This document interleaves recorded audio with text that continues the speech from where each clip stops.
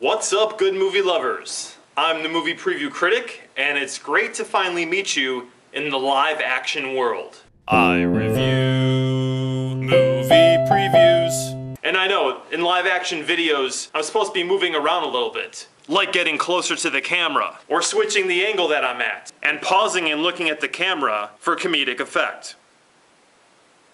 I know you're probably asking, if you're the movie preview critic, there's one more piece of the uniform that you're missing. The green monocle. As we all know, Transformers 3 is in production, scheduled for a July 2011 release, and that means it's filming right now, currently in Chicago. And that's perfect for me, so I grabbed my camera, walked around downtown a little bit, and tried to find out what this one's gonna be about. It looks kind of wrinkly, so I'm gonna have to take care of that. I'm here at Randolph and Wells. Let's take a look over there at what they're setting up.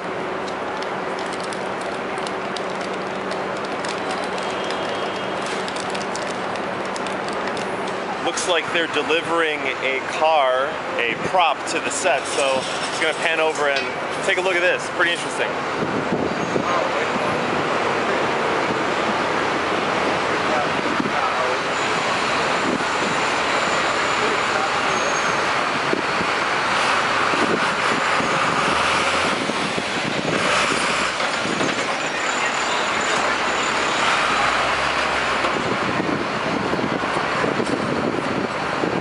I did love, just by the way, how all the Chicago drivers were cutting in front of that car and not letting them get the prop on there. I think maybe unconsciously good movie loving fans don't want this movie to be made, so they're kind of trying to delay it as much as possible, but you can't fight money and you can't fight a future blockbuster. Looks like this filming's taking place in a couple locations. We'll head on over to the other one. It's on LaSalle, the same street where Christopher Nolan and company flipped over that semi-truck in The Dark Knight. I actually have heard from some of the crew around here that Transformers 3 is trying to be Earth-friendly. It's trying to go green, and there's no screenplay written on paper. I guess that kind of assumes that there was a screenplay for Transformers and Transformers 2. I don't really believe that, so in my opinion, all the movies were green. All right, one last look and then we'll head over to the LaSalle location.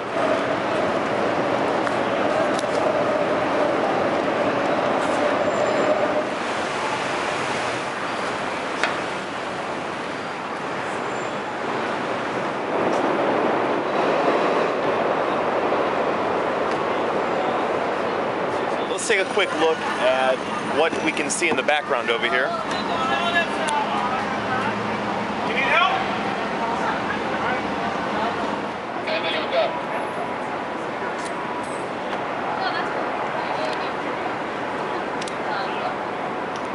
So we've got some kind of cleanup going on. Maybe they're done. It's Sunday, and I know they've been filming since Friday night and all through Saturday up until today. There is a helicopter with like this big kind of camera on it circling around. I'll try to grab a shot of that.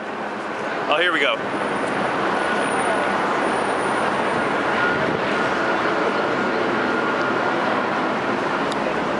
I think they're searching for the story. Ba-dum-bum.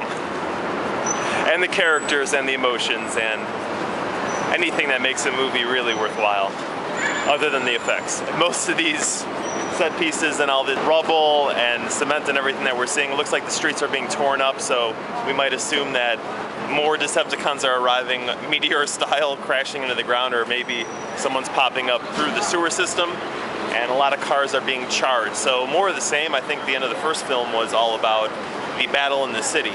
I guess they're doing that again here. Let's take a walk a little bit more and try to get closer to the rubble on the other side, down the street a little bit.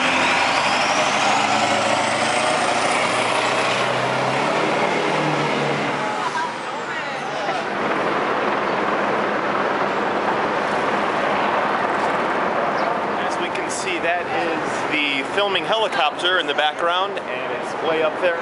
The filmmakers have actually kept the movies a secret from all the Transformers involved, Decepticon and Autobots. And I heard that Optimus actually managed to get copies of both films and look at them for the first time ever. He got so depressed that now he's up there thinking about ending it. And I believe Bay is in the helicopter along with all the producers, just trying to plead for his life for at least a couple more days till they can finish all the shooting, and then he can do whatever he wants. Optimus, jump! Save your dignity while you can, while there's any of it left.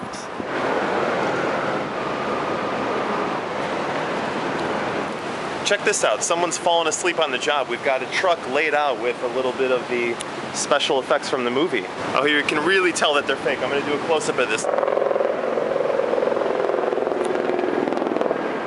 Just like a Transformers movie. It looks like it could be a really good, entertaining, heartfelt story from a distance, but once you get close, plastic, fake, nothing on the inside. I'm gonna call the power of good movie making into my hand right here. And I'm gonna give a quick touch, just for some good luck. And hopefully, somehow, that energy will spread.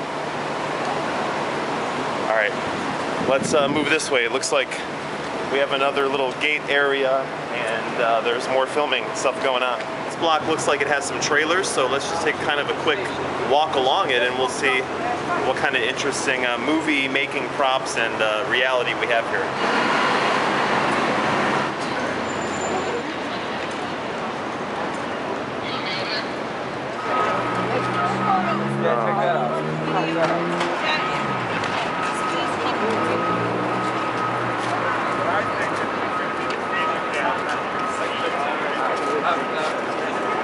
As you kind of saw there was like all the rubble in the street, and looks like it's a pretty big action sequence. Can only guess where in the movie it's going to happen, but based on where an action set piece like that would occur, it would most likely be towards the beginning or the end. The beginning would be that everything is fine, and then all of a sudden the Transformers, Decepticons start a fight. Whatever new scary character the Decepticons are going to pull out of their arsenal or out of the marketing, we need to sell this character kind of toy bag, that's who's going to arrive and maybe start some chaos in a downtown area.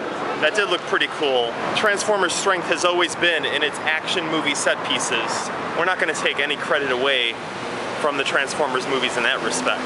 What's been hurting the movies from becoming really great and memorable, like a Lord of the Rings or a Star Wars, they've just totally abandoned character and emotion, and it's all about the special effects. That's what it looks like filmmaking in a big city. We've got police escort and just a crane being moved. This group of people just walking past in the distance, those were extras.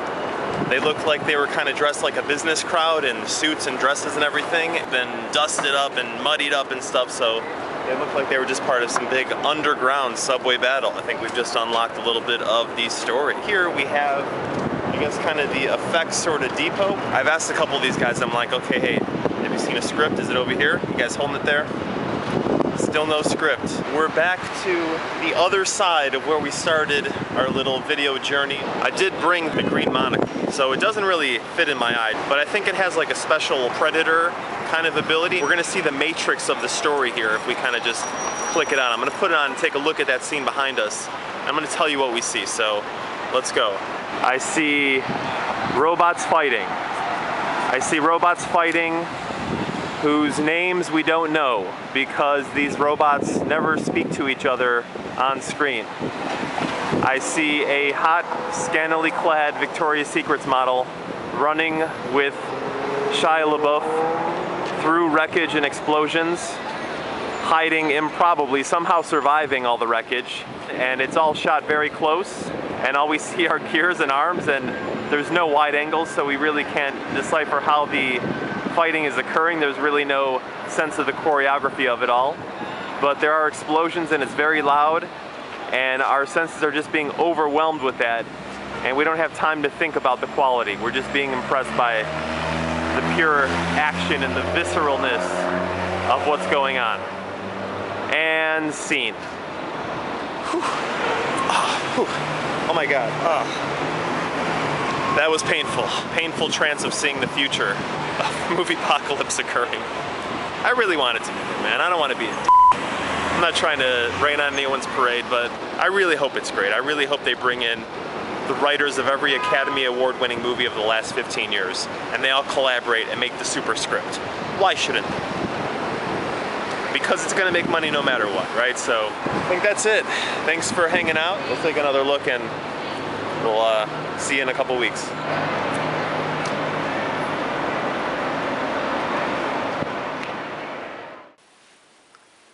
Oh, hey. What do you think about Transformers 3? Is it going to be better than the first two? Does it really matter? Don't we just want to see really cool robots transforming? Can you think of a trilogy where the third movie was better than the first two, and in the eyes of us, the audience, redeemed the entire series? Usually it's the first movie that's always great, and the last one sucks. So please leave a comment. Let's have a discussion regarding that. That's it for now. I'll be reporting every single weekend Transformers 3 is filming here in Chicago, and a new video will follow soon, so make sure you subscribe, become a friend, or follow me on Facebook and Twitter. In the meantime, always remember, StoryCorp gives us more of what we pay for, so choose your movies wisely, and as always, long live good movies.